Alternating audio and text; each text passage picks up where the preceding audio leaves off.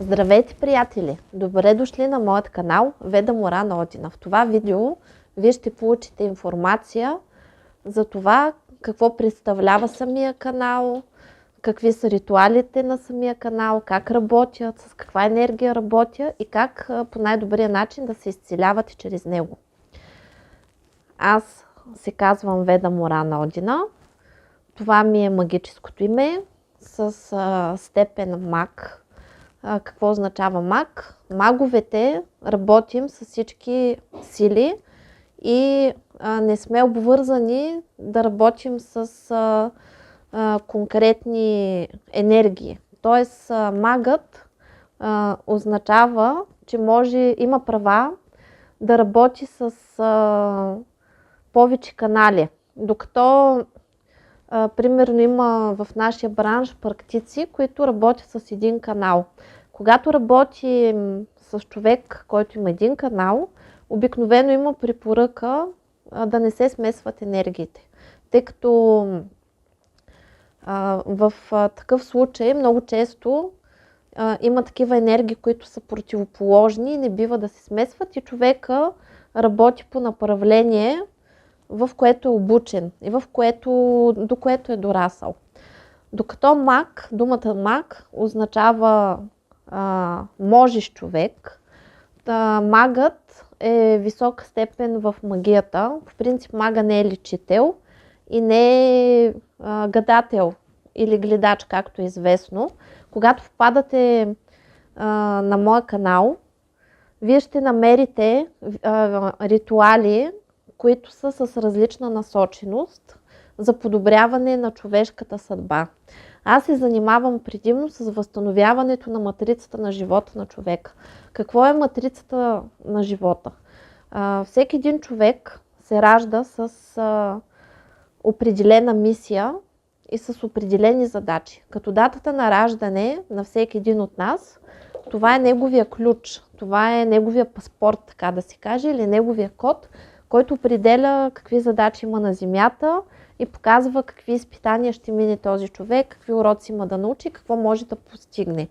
Като това не е присъда, нали, кода на човека не е присъда, това е просто ориентир и това е един вид като наръчник, какво човек може да постигне, какво трябва да преодолее, какво трябва да научи и винаги може да постигне нещо повече. Ако примерно използваме различни направления, за да видим каква е нашата карта или нашия ключ. Има много начини това да се направи. Известните начини са астрология, нумерология, също така може с таро да се определя, с руни, нали, по много начини.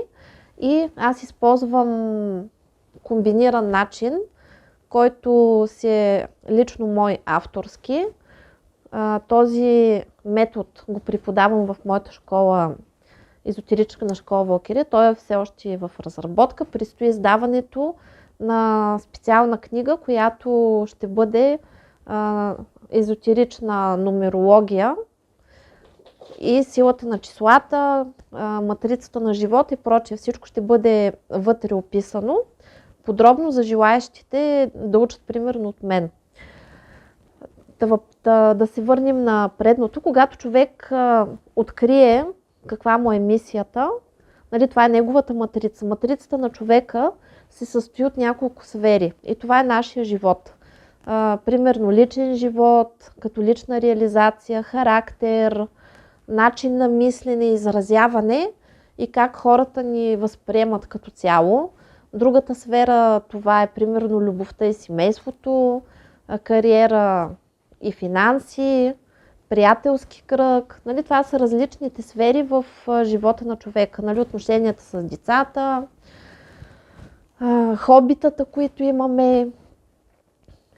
И когато работим с матрицата на съдбата, ние работим да вкараме в хармония всички наши сфери и да живеем добре, тъй като човек идва на земята, за да бъде щастлив. И когато се случи така, че има трудности, има проблеми или започне да страда, това е сигнал, че е влезнал някакъв негатив или имаме някакъв урок, който трябва да научим и не бива да подхождаме към ситуацията от позицията на жертва, а това е стимул да пораснем и да научим нови неща. И по принцип Вселенския закон гласи следното, че там, където са нашите проблеми, там е нашата сила. И това, което е нашата най-голяма слабост в момента, ако ние работим по направление и се развиваме и се изцеляваме, за да хармонизираме своя живот, мисли, състояние, да подобрим своя характер, тогава тези наши слабости се превръщат в нашата най-голяма сила. И тогава човек се превръща в победител. И поради тази причина аз създадох този канал и ритуалите в него са комплекс за израстване и възстановяване на матрицата на живота на човека. Естествено е, че това не става от днес за утре. Много хора си мислят, че сега ще направят един ритуал и край всичко ще се реши. Изцелението от негатив и възстановяването на божествената матрица е дълъг процес, тъй като ние като души имаме много опити, голяма опитност и сме се раждали в други животи, в различни роли, имаме ненаучени уроци, по закона това, което човек не си научи в предишните животи, в следващия живот му се предоставя по същия начин, за да си ги научи и да израсне и да продължи напред. Също така имаме родов негатив, това са негативни и положителни родови програми, които също трябва да хармонизираме, като винаги нашата карма съответства на родовата карма, и положителната и отрицателната. И с ритуалите на моя канал, когато човек поеме отговорност за живота си, пожелае да си го подобри и реши наистина да се изцели, то отнема време. И трябва да похарчи това време и енергия, да си го посвети на себе си като усилия, за да може да израсне и да промени живота си. Ритуалите на моя канал са насочени градивно, тъй като те са направени така, че да не нарушават свободната воля на никого. Аз не се занимавам с любовни магии и с вредителство на други хора конкретно. Вие можете да намерите на моя канал ритуали, които са за любов. Но тези ритуали за любов не обвързват конкретен човек към вас. Ние се стремим да получим най-доброто, спазвайки свободната воля на всички, както и божествената воля и божествения порядък, който ни води винаги към най-доброто. И когато гледате, примерно, ритуал на моя канал, който е за любов, ако вие не сте с правилния партньор, този човек няма как да остане с вас. Има такива случаи, в които, примерно, вие сте разделени с даден човек.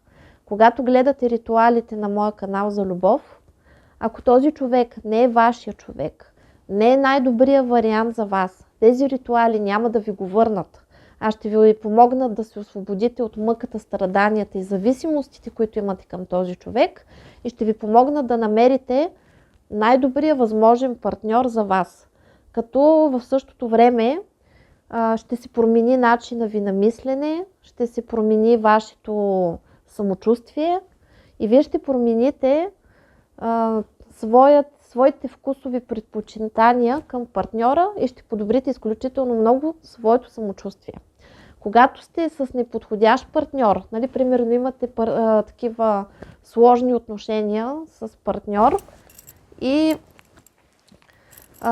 тези отношения ви носят мъки и страдания и непрекъснато има някакви трудности в тези отношения и вие или сте заедно, или сте в такива отношения, които са неясни и се виждате от дъжд на вятър, човека може да го няма със седмици или сте подложени на някакъв тормоз. Развръзката на подобни отношения с моите ритуали за любов и хармонизация ще бъде следната. Ако това наистина е вашия човек и висшите сили са ви отредили вие да бъдете заедно, то вашите отношения постепенно ще се подобрят и вие ще намерите пътя един към друг. Ако примерно сте в несериозни отношения, тези отношения ще станат сериозни и ще успеете да създадете семейство. Ако сте в семейство, вече живеете заедно, постепенно вашите отношения ще се подобрят и ще си заживеете щастливо. Но ако вие не сте един за друг, висшите сили с тези ритуали ще ви помогнат да изчистите това, което не е ваше, за да ви дадат това, което е ваше. И затова много често се случва, когато изцелявате любовния си живот, много хора тръгват с идеята, че искат да си оправят отношенията с конкретен човек, този човек фют и изчезва от живота им. Естествено, това се посреща с недоволство, с мъка, с сълзи, но волята на висшите сили е такава и законът е такъв, че ако нещо не е ваше, то рано или късно ще си замине от вашия живот, за да дойде нещо по-хубаво. И причината да сте нещастни, примерно в любовта, може да бъде кърмична, може да бъде родова. И когато човек има някакви отработки, някакви уроци, които да учи, или има магични негативни влияния върху себе си, той не може да срещне подходящ партньор и винаги намира такива партньори, които да го карат да страда. И когато му се изчисти полето на този човек, се сменят енергиите и той започва да привлича позитив. И ако човека до него не е готов да се трансформира и да израсне, то просто този човек го примахват от вашия живот, за да може да ви дадат наистина достойно партньорство. Затова в тези ритуали, които предлагам за любов, няма 100% гаранция, че вие ще останете с Иван, Драган, Питкан или някой, който в момента си мислите, че е за вас, той може конкретно да не е вашия човек. И стремежа на този канал е да се създават осъзнати хора, които мислят позитивно, които искат най-доброто за себе си и избират да израстват чрез знание и просветление. Тъй като тук в нашата реалност имат два пътя на израстване. Единият е чрез сълзи и страдания, изпитания на принципа проба-грешка, а другият е чрез знание и просветление. И затова във всички ритуали и във всички гадания и изцеления, които предлагам, има винаги много подробни обяснения, кое защо се случва и кое какво представлява и как ние да станем по-добри, по-отговорни и по-щастливи хора. Всички ритуали на канала са с универсална енергия, пасват с всички видове религии, могат да се съчетават с всички религии и други практики, тъй като маговете, ние имаме договор с всички сили и ние се занимаваме с това да спазваме закона на Вселената и да го възстановяваме. В живота на човека навлиза негатив, случват се нещастия и изпитания, само ако този закон на Вселената бъде някъде нарушен. И когато ние го възстановим, и живота на човека се възстановява. Всички видеа на канала, понеже са квантови, са актуални по всяко време, по което биват намерени. И затова може да намерите видео, което е примерно заснето преди 1 година, 2 години, 3 години. То е актуално за момента, в който сте го намерили, тъй като енергията води човека според нуждите. И винаги ви се дава в точния момент това, което е актуално за вас и от което имате нужда. И затова смело може да гледате всички ритуали по всяко време. Те са създадени на принципа на церемониална магия. Церемониалната магия, това е групово изцеление И аз работя изключително много с богове, с сили, които са ангелски сили, с учители работя, както и с Висшия съд и Инквизицията. Висшия съд и Инквизицията, това са силите, които следят за спазването на закона, на равновесието в Вселената и въздават правосъдие. Когато срещнете на моят канал ритуали, които са за възмездие, ние с тези ритуали не правим нищо лошо. Ние с тези ритуали просто възстановяваме божественото равновесие и получаваме справедлива, висша, божествена справедливост. Когато ние правим тези ритуали, не е нужно да казваме имената на своите врагове, защото тези хора, вижте сили ги знаят. Когато влезе енергията във вашето пространство, то се сканира и всяко нещо се заминава по направление и се изпълнява закона, всеки му своето. Защо има нужда да се защитаваме и да търсим правата си и да получаваме справедливо възмездие?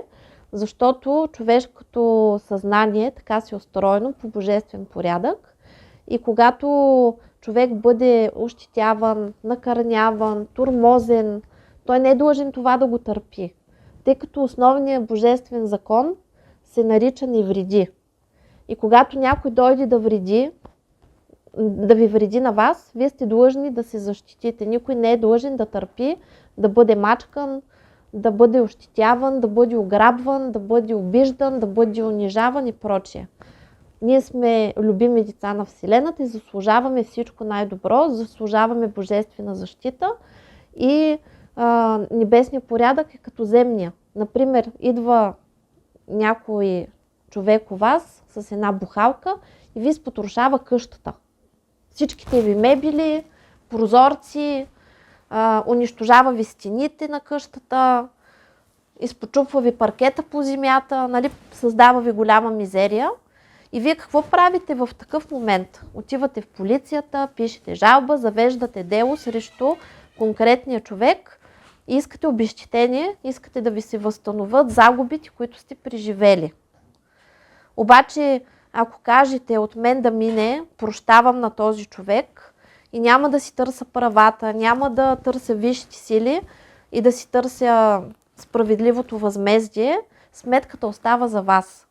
Човек, който ви е навредил, не ви е длъжен да ви плаща обезщетението, което ви дължи и вие за своя сметка трябва да си извършите ремонт и да си възстановите къщата, което ще ви коства време, енергия и усилия. И поради тази причина, когато извършваме ритуали за възмездие, ние не правим нищо лошо, ние просто си търсим правата. И ние не казваме какво да се случи на хората, които са ни навредили. Висшите сили сами си решават на кой какво да му дадат. И всеки получава според заслугите си. Затова никой не трябва да изпитва чувство за вина или страх, за това, че е гледал подобен ритуал. Тъй като ние нищо лошо не правим, ние призоваваме висшите сили за висша справедливост. И съответно, как да гледаме ритуалите на канала? Ритуалите на канала, понеже работят с квантова енергия, когато сте гледали един ритуал на канала, енергията вече ви познава. Познава вас и вашите близки, защото във всички ритуали не работим само върху вас. Аз казвам, кажете своето име и имената на своите близки. Или този ритуал работи за мен и всички, които ме слушат, моите близки, моят род и техния род. И съответно работи за всички нас и се изцеляваме на много нива и в много аспекти. Изцеляваме чрез себе си своите близки и целия си род. И за това има няколко начина за гледане на ритуалите. Вие можете да гледате ритуалите осъзнато. Когато казвам така, това означава, че когато имате време, желание и ви е приятно, си избирате някакво видео от канала и гледате и слушате с цялото си внимание. Нали, не се занимавате с нищо друго. Гледате съсредоточено и се изцелявате. Това е осъзнато гледане. Когато един път осъзнато сте гледали някакъв ритуал на канала, то енергиите ви познават и можете да пускате ритуалите неосъзнато. Неосъзнато е когато вършите и друга работа. Има няколко начина. Единият начин е, примерно докато чистите, готвите, шофирате, пускате само да слушате и си вършите вашата работа и си слушате ритуала и се изцелявате. Обаче може, примерно да сте на работа и да не трябва да имате звук и затова можете да пуснете някакъв ритуал или плейлиста от ритуалите, да върви на компютъра или на телефона, като махнете звука и просто екрана е срещу вас. Обаче, тъй като квантовата работа разширява много полезрението на човека и възможностите, самите ритуали могат да се гледат, като примерно сте си сложили телефона в чантата и той върви без звук. Можете да пускате на бързи обороти, да върти, за да се върти по-бързо енергията и по-бързо да се извъртат съответните плейлисти и да бъде във вашата чанта, за да не ви гледа никой. Може, ако имате устройство, да си го оставите в къщи и да кажете, като изберете някаква конкретна плейлиста. Аз имам няколко плейлисти. Това са ритуали за корекция на съдба, храма на Изида, руни, глифи и литери, закон Божий и констелации изцеления. Това са ритуалите, нали, там са ритуалите за изцеление и за корекция на съдбата на човека, като те са с различни направления. Когато влезете в конкретната плейлиста, започнете винаги от първото видео и в почти всяко видео има описание какво представлява съответното видео, как се гледа и какво се прави. Така че нали, всичко е описано и можете да си изберете конкретна плейлиста, да оставите устройството и да кажете, че тази плейлиста работи за мен и моите близки, като си изказвате имената. И отивате да си вършите работата и тези видеа работят за вас и ви изцеляват през това време. Също, ако имате възможност и повече устройства или компютър, можете да си отворите няколко прозорчета и да пуснете повече от една плейлиста, ако можете вече да издържате на енергията. Колкото човек упорства да се изцелява, толкова по-бързо, нали, колкото по-силна енергия пускаме и издържаме на нея, толкова по-бързо ни се оправя живота. Винаги се нуждаем от търпение. Ритуалите на канала са безплатни, защото плащаме с времето и енергията, което посвещаваме за собственото си изцеление. Също така много пъти съветвам да запалим свещичка или да направим добро дело, за да усилим ефекта на своето изцеление, тъй като безплатен обяд няма. А когато пускате плейлистите да въртят, докато спите, тъй като много хора нямат време да се изцеляват, нали, другия вариант е да си пуснете плейлистата да работи за вас, докато спите, като който се притеснява, че телефона може да го облъчва, може да си го сложи далеч от себе си, да си намали светлината, да махне звука и да пусне бързи обороти на конкретната плейлиста, която има, за да може да се изцелява докато спи. Така че ползването на канала е изключително лесно. Винаги, когато човек има негатив, може да прояви някакви странични ефекти. Аз многократно обяснявам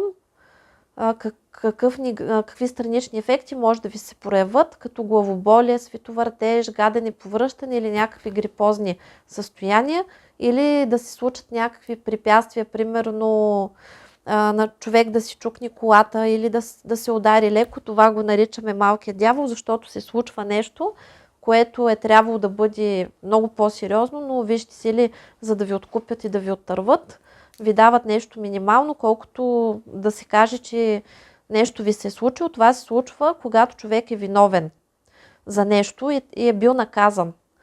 Дали той, дали рода му. И за това може да се случват и някакви такива дребни неща. Имам също и други видеа, в които обяснявам. Сега ще направим такава плейлиста. И затова на всички желаещи да се изцеляват. Благодаря ви за доверието. Продължаваме напред. Видеа излизат около 3 в седмица. Аз винаги се стремя да придавам волята на висшите сили, които ми казват от какво имате нужда, и затова много често това, което пускам, е точно това, от което имате нужда. А гаданията и изцеленията на канала, те също са изцеляващи, тъй като работим отново с енергия, чистим и правим положително програмиране и ченалинг, като свалям информацията към висшите сили, от висшите сили към вас. Това е за използването на канала Веда Моран Одина. Благодаря на всички за търпението, за доверието и естествено винаги си споделяме добрите новини и се подкрепяме взаимно. Ще се видим пак на следващите ритуали. Чао, чао!